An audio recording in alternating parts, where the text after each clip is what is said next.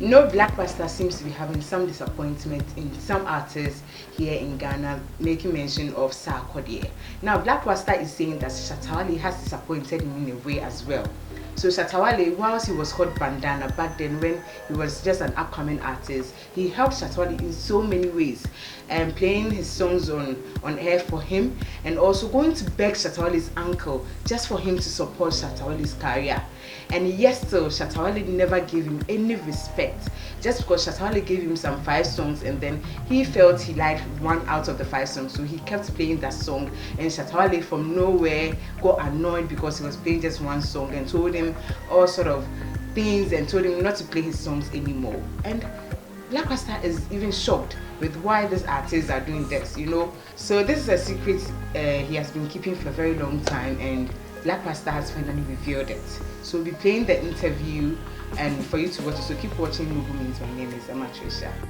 I mean, but of course, once in a while, I've had some successful collaborations too with no problems.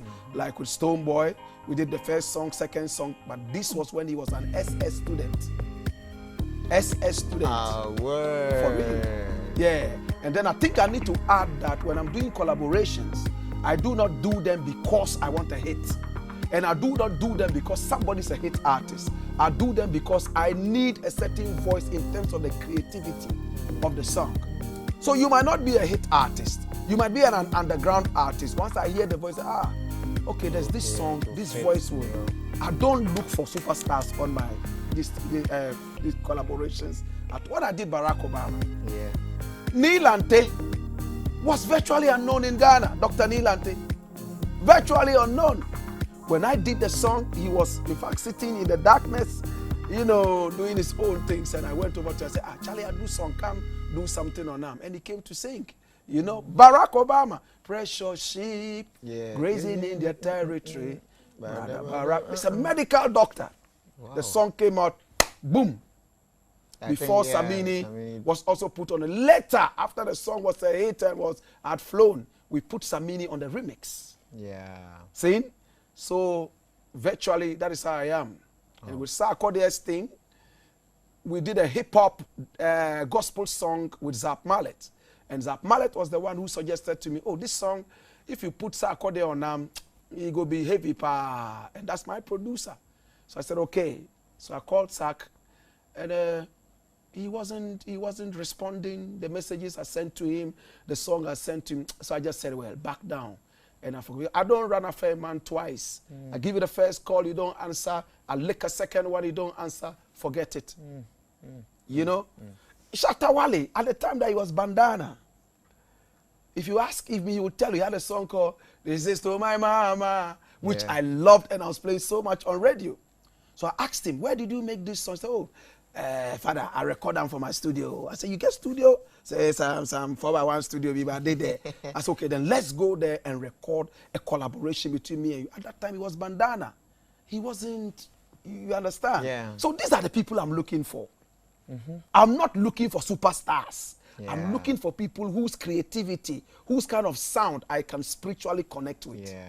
That's it. But talking about the Shatta Wale issue, I remember, I think when I posted it, people were asking, why do you have comments with Shatta Wale? If you have featured him on it or worked with him before, what happened?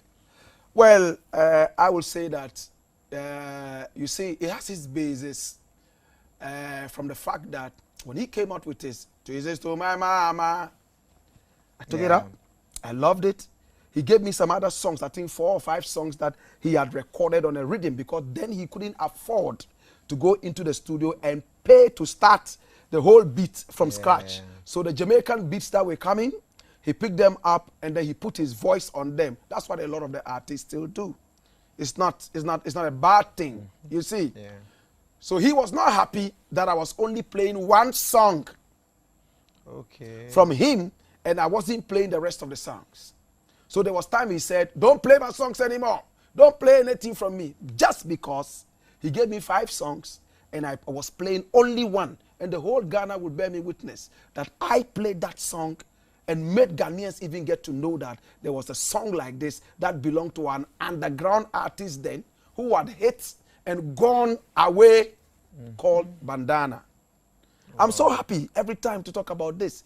That was the basis of the issue I had with him. He went back and I also pulled back. Then it's a whole heap of issue, Yeah, because man. that day that you even interviewed him and all, you get your interviews. Yes, I interviewed him on Hits FM. He came over, I interviewed him. We had a nice time. In fact, he even came to me and asked me to manage him at the time that I was at Hits FM, and he can confirm all these things. There was a time he came to me and said, listen, Charlie, right now, I dey holler too much. Oh, I dey holler too much. My uncle be there. He dey love you. If you hear your voice like he won't die, I won't make me and you go to him. Just tell him, say, make he help me. I dey holler too much. I say, that's all you need from me? He said, yes. I drove all the way to Temaport with him and spoke to his uncle. They call him Uncle long time. You know? Oh. And the uncle supported him. And he would always attest to this. And many more. Wow. Yeah, but after some time, I think that he became, I don't know what word I should use, because I remember there was a time I was driving around Aveno, and then I saw somebody in traffic, somebody driving from the back, giddy, giddy, giddy, giddy, giddy, giddy. And it was fasting period. Yeah. I was fasting heavily. And then giddy, giddy, giddy, giddy, giddy, giddy, giddy, giddy, giddy. Hey, somebody was from the back coming. So I looked back and, but would be this way, police, they stop and we know they stop. He came and crossed my car like that. Years back. Crossed my car. Then he was driving some white Corolla or something. Crossed the car, and he was in the car with a guy later I got to know was called Arabi. Yeah, Arabi. Crossed the car. You be thief. You be thief. You be thief. And I was looking at him. You be thief. Look, my album. The artwork for my album, you thief am. Look, see my album, the album, you thief am. And I just looked at him, that I had stolen his artwork. Wow. Listen, that his CD cover, like this CD so, that I had stolen the way he designed his thing. And inside Aveno, he stopped and made a whole heap of noise. I didn't utter a word. And he drove away. People don't know all this. And sometimes I think that they are too personal to even bring out. Sometimes. Yeah. But sometimes people need to know exactly what happened. Where to and he drove away. Later he and Arabi broke apart. And so on and so forth. So I've always stayed back. Seeing him as my younger brother. Somebody I'm like 10 years older than. I don't have to be in the same squabble with. Yeah. I always believe that one day he will come and say, oh, father, say these things. So I take it easy. Yeah. He will come. We will talk as brethren. We are just disagreeing. I don't think that we are enemies. At the right time, things will happen. Wow. At the right time, things will happen.